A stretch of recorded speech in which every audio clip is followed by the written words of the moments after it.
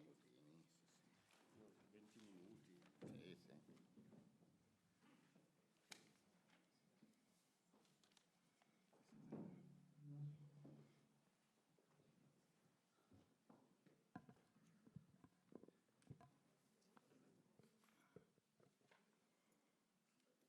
We start. Okay. Benvenute e benvenuti in italiano, le uniche parole che dirò insieme alla proclamazione che faremo pure in lingua italiana per legge. Allora, before starting, I would like to say that we are very honored to have here in Milano Professor Ackerman. We are proud to award him a degree in giurisprudenza. And now I will give the floor at Professor Zanon. No, a little.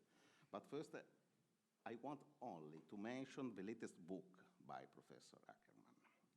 This book is a splendid, very splendid essay on postmodern situation. And I am a philosopher. And as a philosopher, I say that Professor Ackerman is a great philosopher. And I think that soon, with his speech, all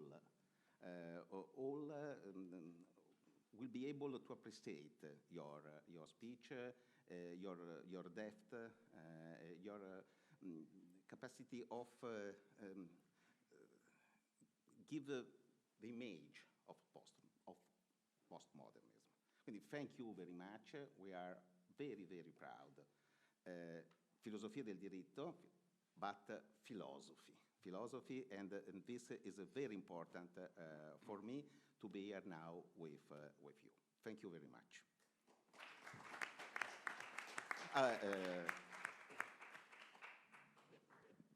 Chiara Amalfitano, Director.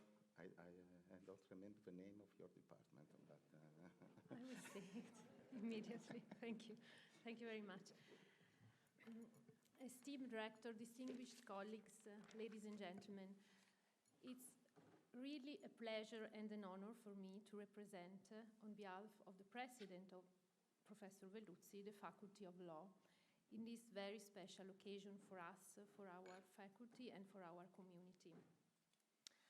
I convey also the greetings of my department, the Department of Italian and Supranational Public Law, and of the other two departments of our Faculty of Law. And in this regard, let me deeply thank my colleagues, Professor Gianluigi Gatta, Head of the Department of Legal Studies, Cesare Beccaria, and Professor Maria Teresa Carinci, Head of the Department of Private Law and History of Law, who supported with enthusiasm since the very beginning in 2018 the proposal of awarding the honorary degree to Professor Bruce Ackerman, Sterling Professor of Law and Political Science at Yale.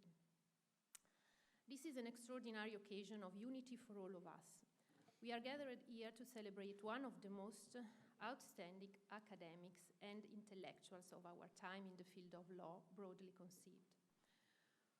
Bruce Ackerman is commander of the French Order of Merit, a member of the American Law Institute and the American Society of Art and Sciences.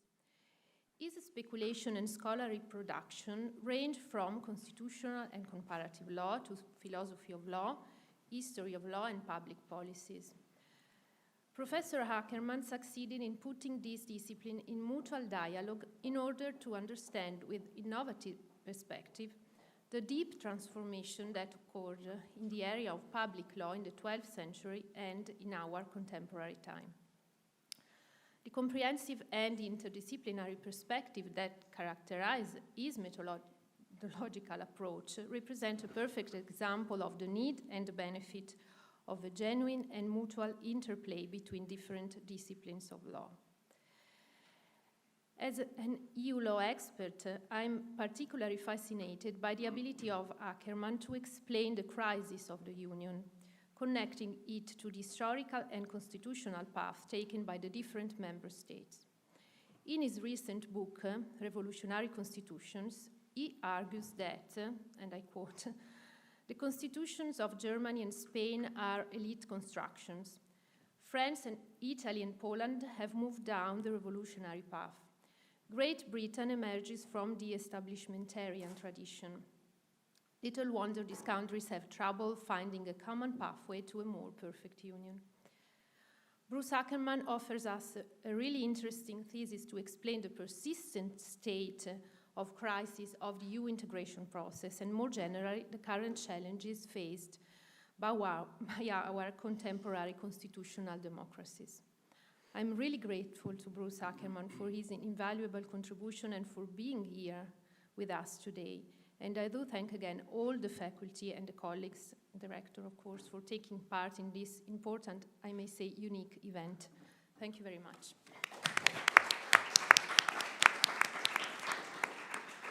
Now the speech, laudatio. Professor Nicolò Zanon. I prefer to stand up to see you in a better way. Mr. President, thank you. It is a great honor to be here together with the academic authorities, with outstanding representatives of the civil society, and with my esteemed colleagues to celebrate Professor Bruce Ackerman and his honorary degree in law at the University of Milan.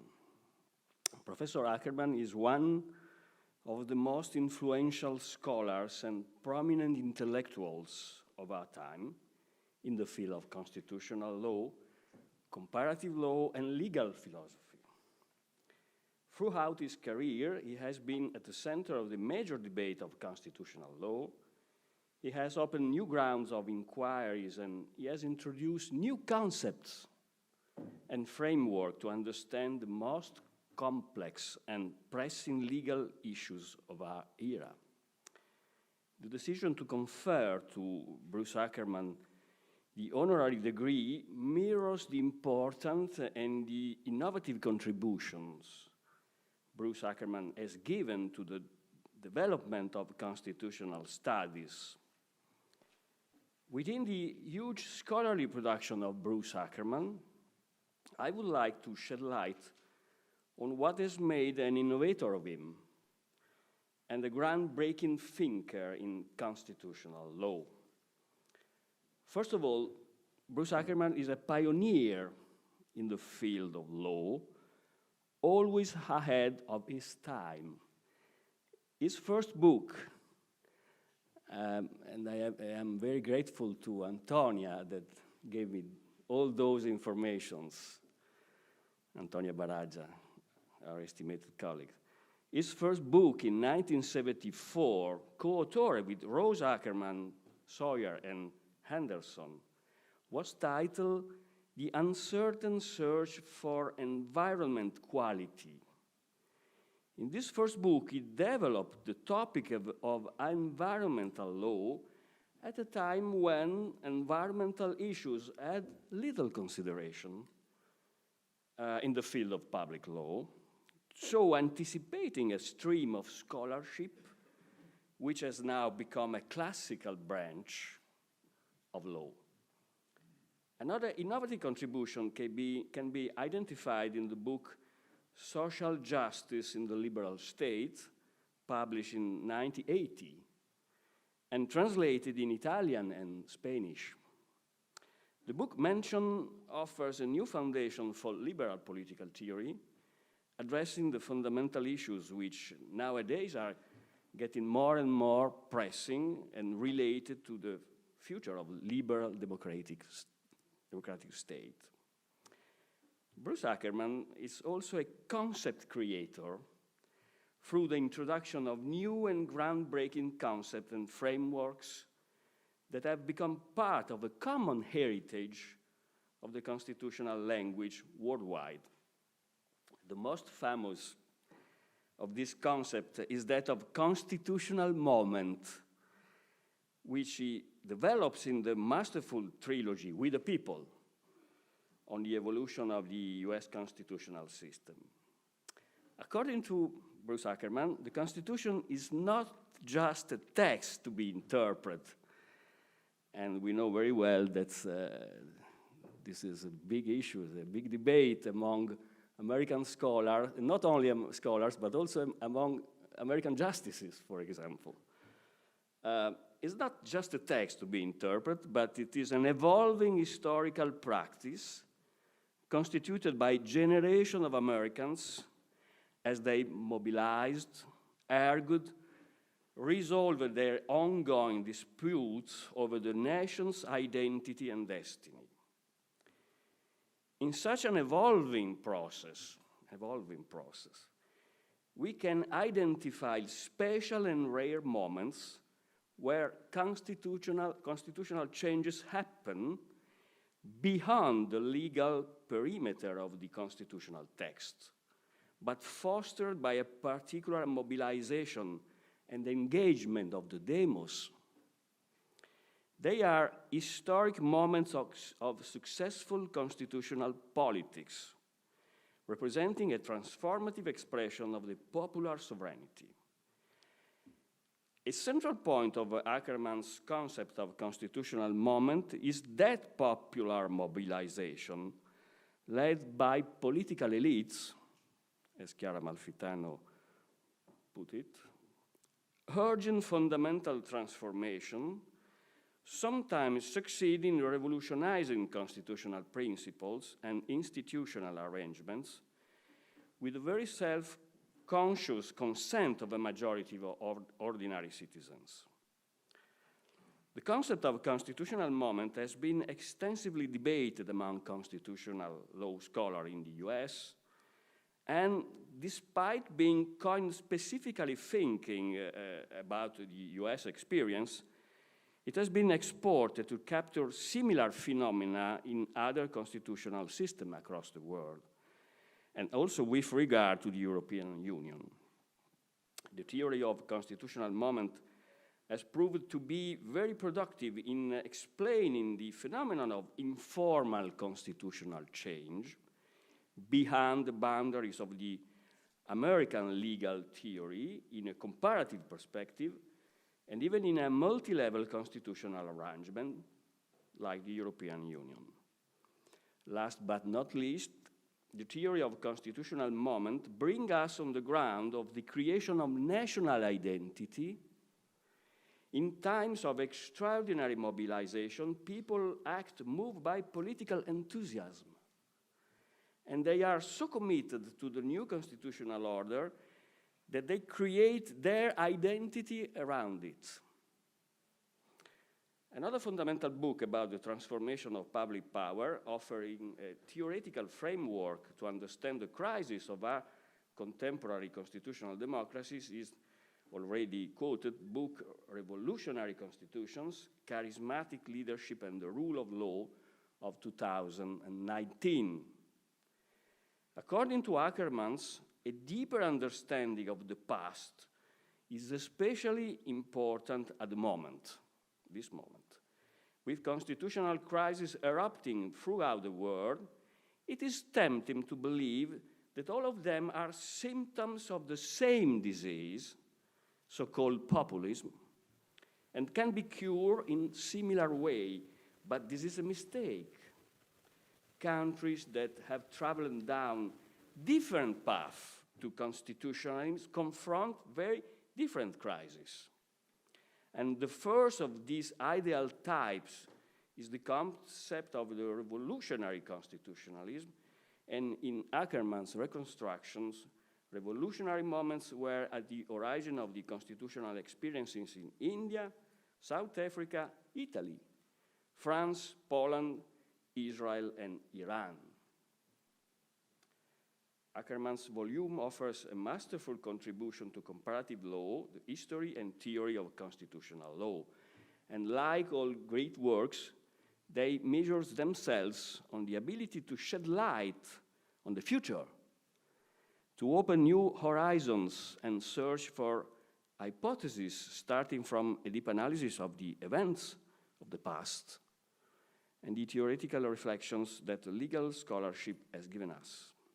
Undoubtedly, Ackerman's work has this important impact, especially in a context dominated by the effort to codify and understand the specific features and dynamics of our constitutional system under pressure. Ackerman has the great merit of inviting us to look at the phenomenon of constitutionalism in its evolution over time and space, behind the unique characteristics of each constitutional experience. We can also mention the seminal book on the concept of emergency constitution, which exposes the constitutional dangers behind the idea of a war on terror before the next attack, 2006. This book focused on the US debate on emergency, in particular invoking the need of new forms of checks and balances that allow for decisive but carefully controlled presidential action during emergencies. It was not only influential for the US debate on the constitutional response to terrorism, but by adopting a comparative framework, it explored emergency provisions in constitutions of nations ranging from France to South Africa, and inspired the reform of French constitution dealing with emergency powers. Bruce Ackerman is a scholar of the highest order, but he also served as a translator to the general public of the great phenomena that affect the transformation of the constitutional democracy in the US and worldwide. He has been at the center of the major issues of American politics. And one of the goals of his effort has been to help the Americans to better understand the main events that occurred in the constitutional and political arena. His work not only has inspired scholars, but also activists and citizens around the world.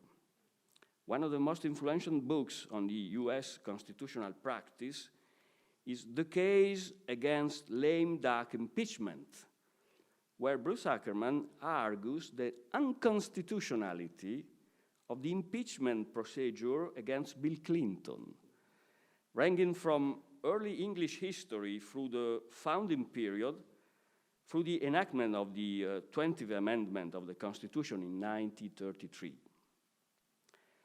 Bruce Ackerman also edited the volume Bush versus Gore, The Question of Legitimacy, featuring many comments by prominent American scholars on the seminal case Bush versus Gore, decided by the US Supreme Court, highlighting one of the core tensions of contemporary American constitutional order, the intervention of the court in taking decisions about political related issues. In Italy, we do have sometimes the same issues. The effort to make constitutional law accessible to the general public is also mirrored in his activities as commentator in several newspapers or websites like the Boston Globe and Washington Post.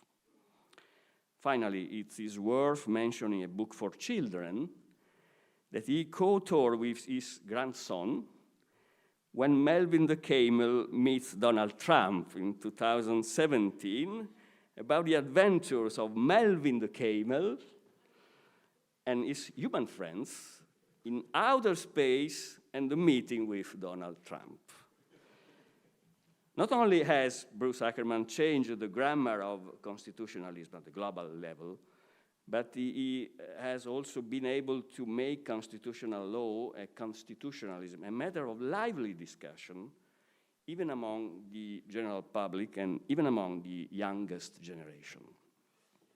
Let me conclude by saying that I had the privilege to read the latest forthcoming book by Bruce Ackerman, The Postmodern Predicament, a masterpiece where deep philosophical understanding of our contemporary time enlightens the real-world problems that confront every modern man or woman under postmodern conditions, in order to propose bipartisan initiatives that cut across traditional left-right divisions. The book brings the reader through an intellectual journey into the most pressing question of human existence, with the final aim to offer a constructive solution to the extreme fragmentation and alienation experienced by citizens in contemporary society. Citizens, I'm quoting, are increasingly uncertain whether their political system can sustain a credible version of democracy that can meet the challenges of the 21st century, end of quoting. According to Ackerman, even this specific time in history, where constitutional democracy seems more fragile than ever, it may well be possible to frame reforms that will bring citizens together rather than split them apart, and yield especially large gains for impoverished and stigmatized groups. The seminal essay confirms the groundbreaking nature of Bruce Ackerman's speculation throughout a perfect synthesis between philosophical inquiry and a constitutional law perspective. Bruce Ackerman, throughout his career, has given an invaluable contribution to the development of constitutional thoughts and theories, and he is one of the most authoritative voices of our contemporary debate on the crisis of constitutional democracy around the world. For all these reasons, it's really an honor for me and for the academic community to be here to celebrate one of the most brilliant intellectuals of our time. Thank you very much.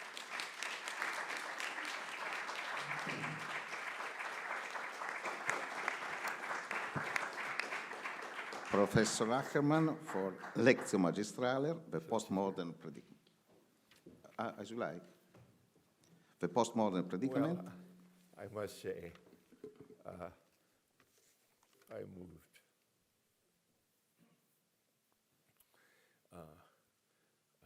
I should mention that this book of mine on comparative constitutional law has provoked four symposia.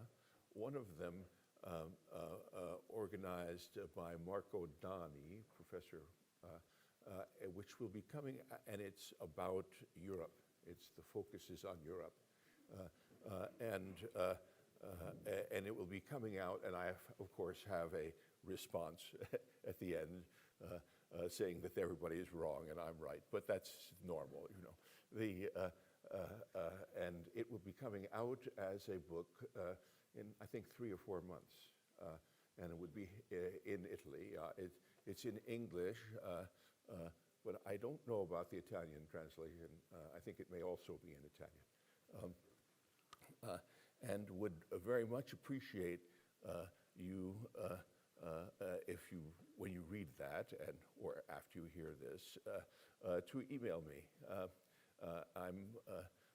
Or more precisely, my administrative assistant is very good at figuring out which of the emails I should read, and she will send them to me, and I'll actually answer you. Not with what you say, not how nice of you to send me this email. Fine. Perhaps I could have some water, though, before.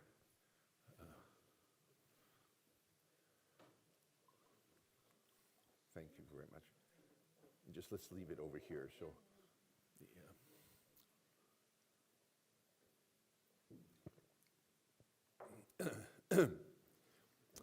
in the 1950s, people could expect to die before they were 70, even if they were born in the richest parts of the world. Things look different in 2020. In the European Union and the United States, the typical 20-year-old can expect to live until they are 90 years old. If you are born if you're 5 years old right now, your expected life expectancy, of course, is immediate and is 105. Incredible. And this has to do with the high-tech medical revolution. The capacity of computerized analysis to diagnose and actually cure a host of diseases that were 20 years ago death. What is more, the current generation will confront their future with very different cultural resources at their command. During the civil rights movement in the United States of the 1960s, only 8% of Americans, and white Americans, and 4% of black Americans had graduated from college by the time they were 25. By 2020, 45% of white Americans and 28% of black Americans had gained college degrees by 25. No less remarkably, 1.5 million black Americans have earned postgraduate degrees in doctorate or legal or scientific in one way or another. This amounts to 10% of the entire black population of the United States. That means that there is a higher percentage of blacks today in the United States who have postgraduate degrees than the 8% of white Americans in the 1960s. Incredible. America still has a long way to go to achieve genuine equality of educational opportunity. Nevertheless, there has been a remarkable degree of, if you forgive the expression, progress over the past half century, separating the 1970s and the 1920s. And this is even truer in the case of women and other subordinated groups. For the first time in the history of the United States, a higher percentage, very minor, of women are graduating university than men. 50 to 49. This was not true. A comparable transformation has occurred at the bottom of the educational hierarchy. Once again, we go back to the 1960s. Half of Americans had failed to complete their secondary education. Half. By 2020, fewer than 10% had failed.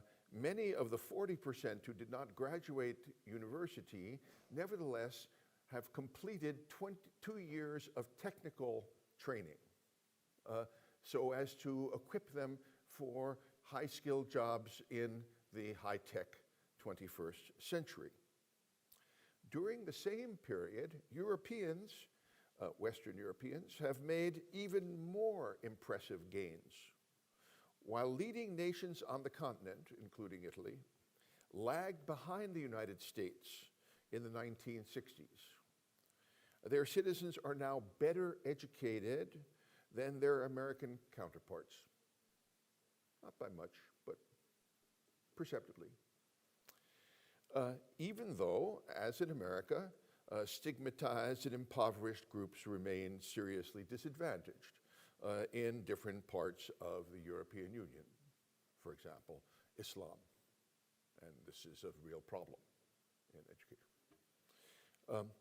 Nevertheless, the rising generation on both sides of the Atlantic confront the future in a fashion that is radically different from their predecessors of only 60 years ago. During the 1960s, the overwhelming majority of Americans and Western Europeans left school as teenagers and were forced to engage in a desperate search for entry-level jobs in which they could gain the necessary experience to find a genuinely rewarding work in their 20s and 30s. The labor union movements being a key element in this, or failure of labor union movements. A short-run failure to find a half-decent job threatened to destroy their medium and long-term chances for a successful career. The same was true when constructing a meaningful family life. Given their 70-year life expectancies, people only had 50 years to find a mate, raise kids, and then see their children grow up and prosper as young adults. To be sure, they might never have to get a chance to function as loving grandparents at the age of 65 before they died at 70. If their own marriages ended in divorce, or their kids made a mess of their lives. Nevertheless, as with their search for jobs, if they didn't get married in their early 20s, they would be losing a chance of a lifetime to see their grandchildren prosper before they said their last goodbye. In contrast, today's teenagers confront very different existential dilemmas as they move on to university. Instead of a desperate search for a half-decent job, their professors introduce them to academic disciplines that will enable them to engage in a wide variety of occupations once they graduate. If you go to law, if you graduated from the law faculty, there are any number of careers, not one, that are open to you. Or if you have graduate in economics, the same thing is true. The university, being a university professor, is only one and not very common, actually. When they leave the classroom, moreover, they encounter a host of fellow students with very different backgrounds from their own. This university, is everybody from Milan? No. People come from lots of different places, and of course they're speaking Northern Italian rather than Sicilian. I mean, I can actually sort of talk Italian, except in Sicily. But the crucial thing, of course, is they're encountering lots of people who are whose mode of life and background challenge theirs. For some, these day-to-day encounters with academic and social alternatives will simply lead them to vindicate their earlier backgrounds. For others, it will lead them to redefine them. For example, while the rising critique of traditional gender identities has a variety of cultural and political sources, it is no accident that university students have played a central role in translating these critiques into transgender practices on a large scale. Regardless of the way in which each postmodern individual responds, however, their existential predicament is fundamentally different from the dilemmas confronting their 20th century counterparts.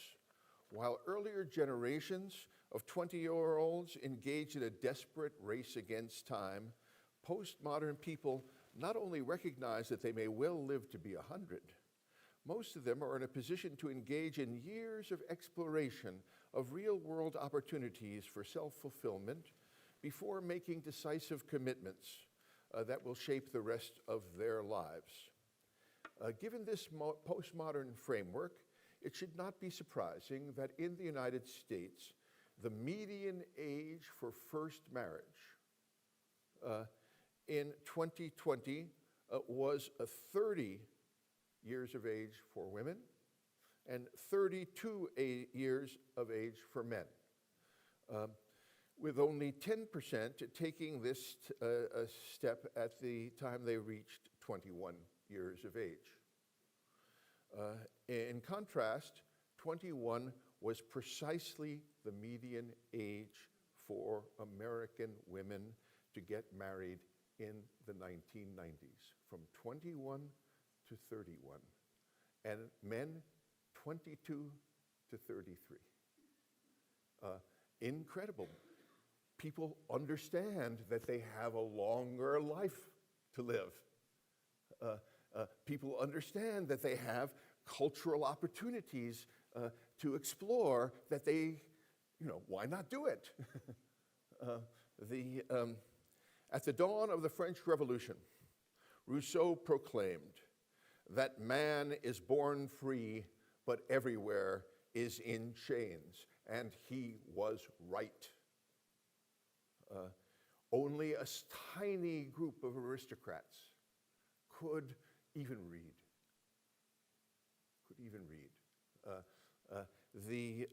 Moreover, it should be obvious that postmoderns who come from rich and powerful families continue to have far greater opportunities for exploration than people in the bottom 2/3 of the population, not merely the underclass. Of course, it gets worse and worse as you go further and further down.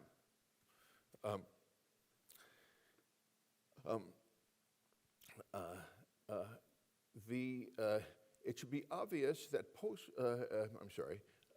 nevertheless, even these oppressed men and women are no longer in chains. For the first time in human history,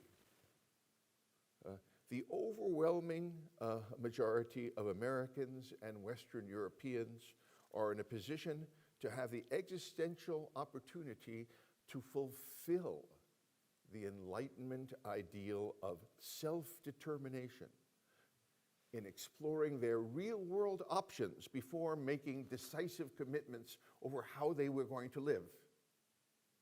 This is really a remarkable transformation, and I'm emphasizing it and its implications here precisely because, as was being suggested in the introductions, not the fashionable, currently everyone is so grimly pessimistic, terrible things are happening everywhere, and it's true.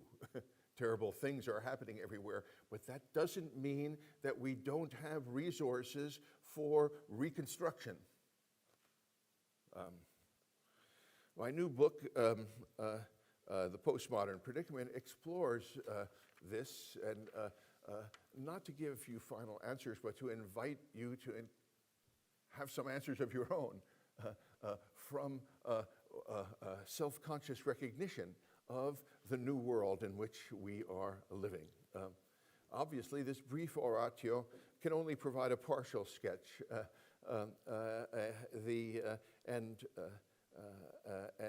so for now, let's continue to follow college graduates once they leave their universities or technical training schools to explore their opportunities in the real world outside the university or training school. At this point, the internet permits them to extend their period of exploration even further. It is now breathtakingly easy to use the internet to explore career opportunities on a continent-wide basis. If they take, needless to say, these new opportunities generate new anxieties. If they take a job thousands of miles away from their hometown, their occasional Zoom with parents and longtime friends won't compensate for the loss of the face-to-face engagements that made these relationships so deeply meaningful for the first 20 years of their lives. During the 20th century, however, they would not have even been aware of these continent-wide opportunities. This did not prevent them from leaving their hometown if job prospects were sufficiently terrible, and taking the chance that they would find far better opportunities elsewhere. But they could not engage in this search in the same thoughtful and sober fashion that is taken for granted today. You go on the internet and start finding out about Berlin or Madrid, et cetera, and so forth. There's a whole, it's going to take you time to figure out which looks the best. In a way that you couldn't 75 years ago. Anyway, what is more, if they do move from Sicily to Milan in their search for meaningful work, They will encounter a set of potential friends and lovers who offer radically different modes of engagement and self-fulfillment that they would have never seriously considered if they had stayed at home. Of course, once they spent a year or two in Milan, they might convince themselves that it was a mistake to leave Sicily in the first place, and that they should go home, or go to Berlin, or Madrid, or somewhere else in pursuit of a half-decent future. Nevertheless, there is one thing they cannot deny. It was they who made the decision to go to Milan. Their parents didn't make it for them. Their parents either were nice or sort of supportive or telling them, don't do it. And it is they who have taken responsibility for their own ongoing search for who they really are. By the time they reach 35, in the year 2035, we're looking ahead here, some postmoderns in making this search will lose themselves in despair, and others will find themselves in prison or in mental hospitals because they can't take it. But the rest will have established a set of personal and occupational commitments that will provide a meaning framework for the next 15 or 20 years. Although some meaning frameworks will be far more promising than others, but all of them will, define what they're going to do. As they look forward to the 2050s, they will be struggling to fulfill their career ambitions without sacrificing their intimate relations, and vice versa. Easier said than done.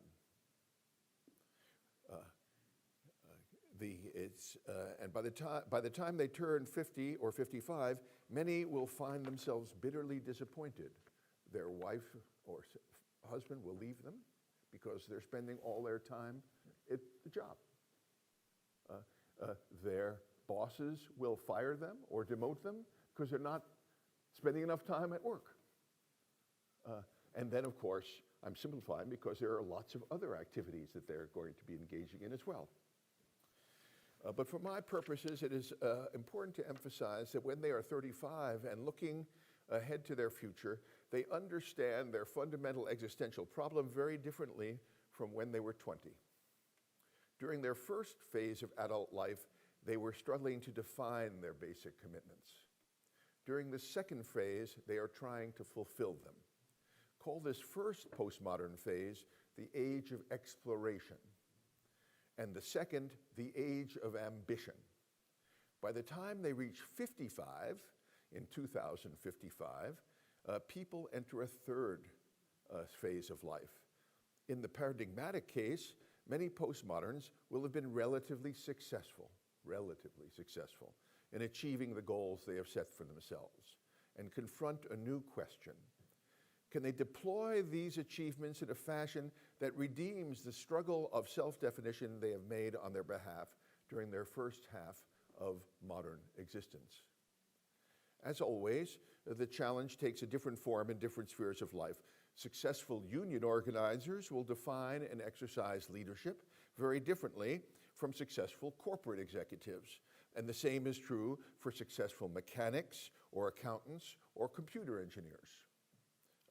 Except in the case of absolute dictatorships, standards of success and failure are never established unilaterally.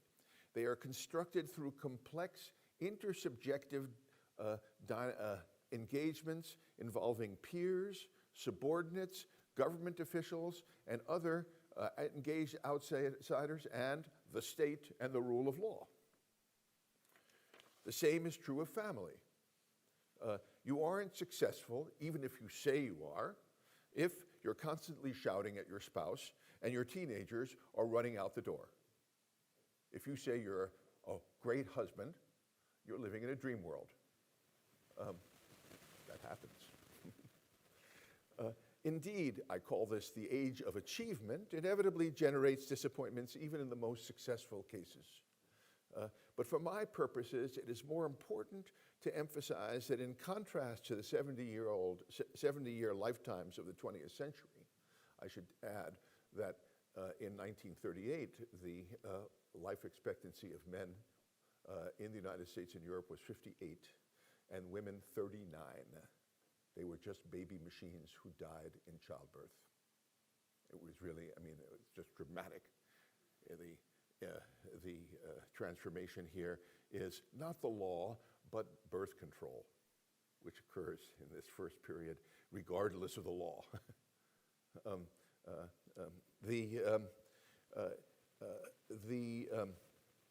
By the time they reach 70 or so, I'm sorry, it should not be mistaken. The key point is that in contrast to the 70-year lifetimes of the 20th century, it should not be mistaken for the last phase of modern life. By the time they reach 70 or so, postmoderns will be increasingly displaced from their jobs by up-and-coming people from the next generation. Your children, if you have any, will have their own lives. Oftentimes, as I suggest, increasingly far away. Your spouse also will be liberated both from childcare responsibilities and from his or her job. That means you suddenly, at the age of 70, you and your intimates have a new time together. What will you do with it? Well, during the first half of your life, there were a lot of things you wanted to do, but you didn't have the time to do them. Maybe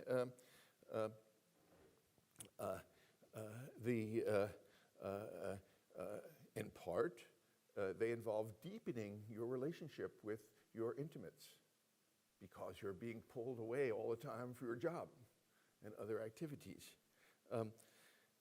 But then there are lots of friends. But then there are activities, you know. Can you help out in the community in some concrete way? You would always have loved to be the coach of the soccer team, but you didn't have the time to do it. Or a referee. Call this the challenge of maturity.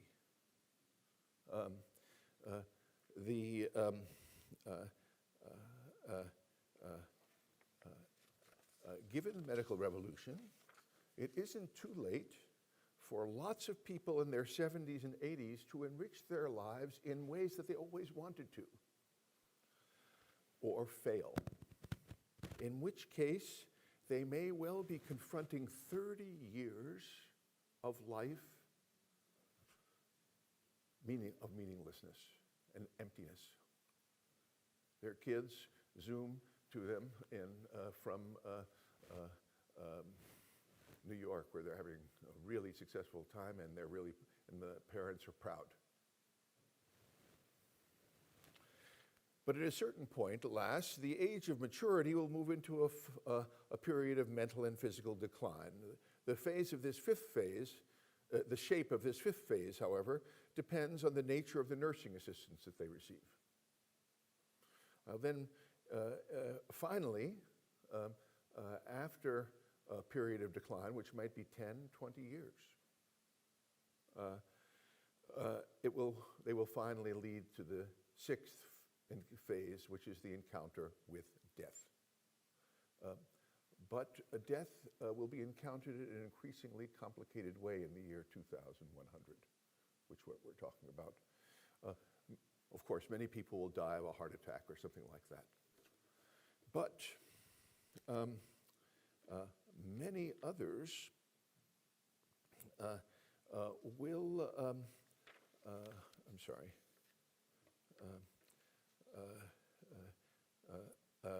many other 100-year-olds will survive for years in a state of unconsciousness without any recognition of the world around them. But the blood will still pour through their veins. They will breathe. How are the rest of us to respond to their final postmodern predicament? I ask this as a serious question. This helps locate right now. There's increasing discussion of the right to die, etc. But that's only the beginning of a confrontation with this issue. The same question, how should the rest of us at different stages of life respond to each phase of life? Is raised in a different way at each of the phases: exploration, ambition, achievement, maturity, decline, as well as death. So how should we answer this? And is it real? You see, a part of the present problem, which is called political polarization, is actually, as was suggested in the various talks, political alienation, because the traditional political parties are not organized around these problems, which is not to say that they aren't still important problems that they are organized around, but these are crucial ones, and they aren't at the center.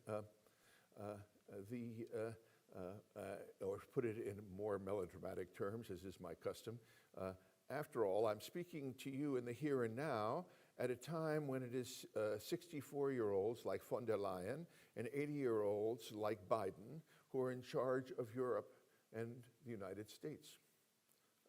It will take generations before Generation Z and Generation Alpha begin to play a decisive role in democratic politics. It is we, the dying generations, who will be answering how they, the rising generations, are going to confront these existential predicaments. It's a fundamental responsibility of ours. Is there realistic ways of resolving it? I want to say yes. And the strategy which I will propose, this is not the exclusive strategy, but it's a one to social justice, but one that this brief account suggests, is the intergenerational approach to social justice. Consider, for example, the remarkable French achievement in early childhood education over the past generation. Starting in the 1990s, the French government launched an extraordinary nationwide system enabling parents to send their 3-year-olds to neighborhood child care centers where they are cared for by specially trained clinical psychologists. Each psychologist supervises a small group of youngsters from 3 to 5. It's the same youngsters they see every 4 hours, every day, for 10 and a half months a year. So there's continuity. These 6 kids and the same psychologist are engaging with them so as to encourage these children to operate in ways that will prepare them for entry into primary school at the age of 6, where they speak French, high French, Parisian French, French which for the overwhelming majority of children are not prepared for. Those who are coming from Arabic-speaking households, which is quite common in France, are sent to special école maternelle bilingual. Those who are substantially handicapped to special école normale. These extraordinary efforts have generated a remarkable democratic response. Public support has been enormous and bridges the gaps between the traditional, left, center, and right. people who are wealthy understand perfectly well the struggle, the intergenerational struggle. They want to have success in their careers and in their marriages, and at the same time, they want their children to grow up well. They can't do it all. Now, if you are wealthy, what you do is you hire someone to do it for you. This is, it's terrible to say, precisely the situation in the United States. I'll give you a couple of numbers if I can find them, but I'll. In the United States, the 35% of all 3-year-olds go to child care centers, not 99%. It goes up to 48% of 5-year-olds. Obviously, the lower classes, almost nothing. This is also true in the other countries of Western Europe. France is extraordinary. And what does Macron do? He says he is, after all, a center-right person. He is struggling against the left and the right in the last presidential election. To run for it and prepare his campaign, he says, aha, I'm going to expand the école maternelle. As a result of his reform in 2018, a mother can leave her child with the new école infantile, specially trained, etc., and so forth, as soon as she leaves the hospital at the age of 0. Now, at the age of 3, it is now a constitutional obligation on parents to send their children to école maternelle, but that's not a big deal because 99% were doing it anyway. 15% of children, because this is very recent, are now at the école infantile. They don't all are at 0. It's between 0 and 3. And obviously, it's only the most desperately deserted parent who is impoverished and can't do anything will at least have 4 hours a day to recover, maybe go and have, take her money and buy some food and just sleep a little bit. But the crucial thing here is that this is a way of correlating 2 life predicaments, 2 life stage predicaments. And it's this that I want to encourage you to consider. I will conclude with one final thought, but just to provoke you to think some more. And as I said, please do write. And I think that this is a great subject for essays, and because this conversation is only beginning. And consider this virtual, I'm looking into the future now, and I tell you that in 20 years' time, all the truck drivers of Europe will be replaced by automatic trucks on the grounds of safety, right?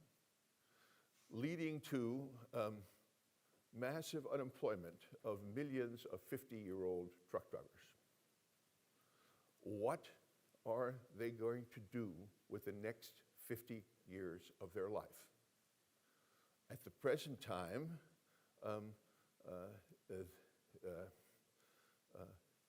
there is no systematic thought about this. I'm just giving this to you as an example of mass technological unemployment that's predictable in a whole host of areas.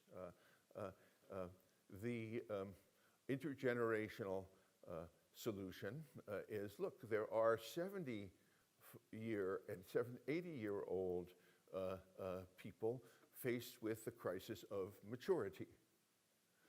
why not train the 50-year-old members of the unemployed, technologically unemployed, give them 6-month training in one or another form of social work, and have them visit the 70-year-olds and get to know them, just as, or the 3-year-olds, get to know them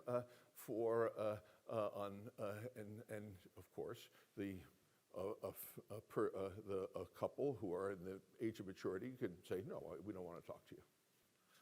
But if they say yes, the trained local person will say, well, do you know there is a special program for helping the infirm or children or school children. Maybe you'd be interested in doing that. And the key thing is that these specially trained people are working class people.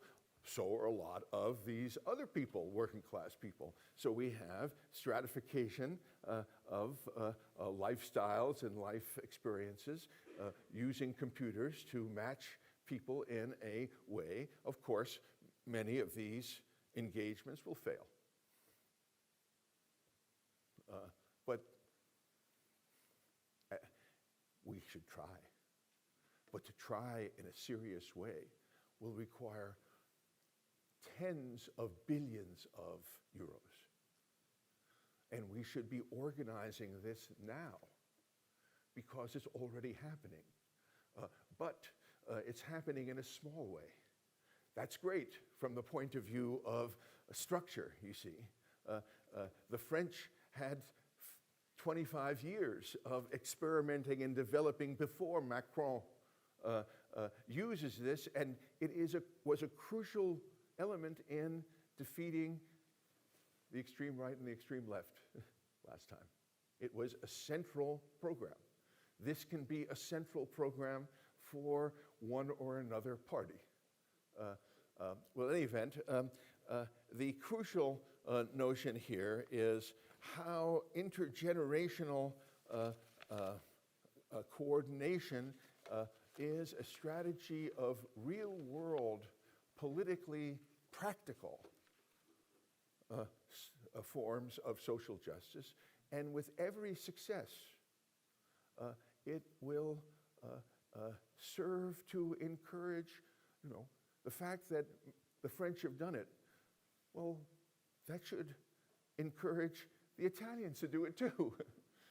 And if the French and the Italians do it, who knows? Maybe the Japanese or the Americans will do it.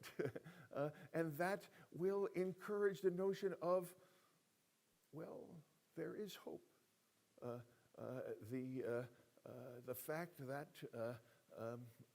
we are the most enlightened civilization in world history, it would be a tragedy of Sophocles kind to say that the greatest, the first and real world Enlightenment generation destroyed the Enlightenment, which is the alternative, comrade. Thank you very much.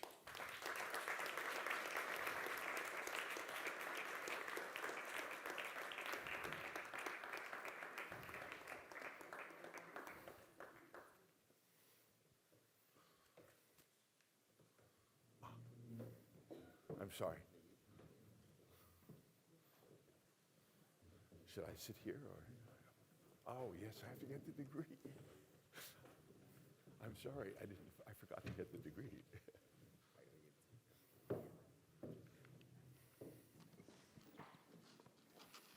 In nome della legge, noi, professor Elio Franzini, rettore dell'Università degli Studi di Milano, proclamiamo dottore magistrale ad honorem in giurisprudenza Bruce Ackerman, costituzionalista, per avere contribuito allo sviluppo del diritto costituzionale americano e comparato attraverso l'analisi, anche storica e filosofica, delle trasformazioni degli ordinamenti costituzionali e attraverso l'introduzione di nuovi concetti e di nuove teorie interpretative, oggi patrimonio della dottrina costituzionalistica globale.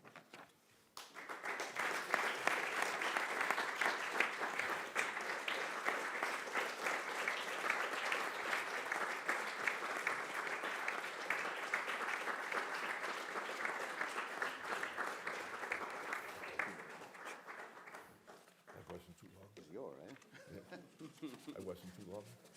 No, it was Well, but it was, from a social point of view, legal point of view, philosophical. that's what I tried.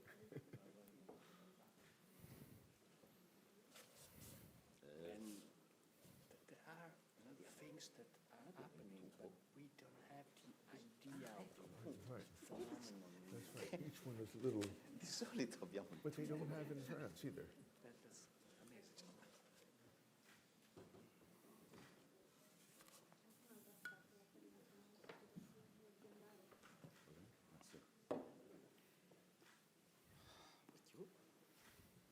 And our tea. Take the tie out. Vestito di University of Milan, la cravatta.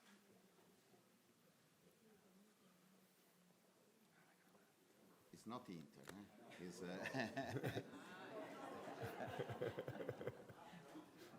official tea of University.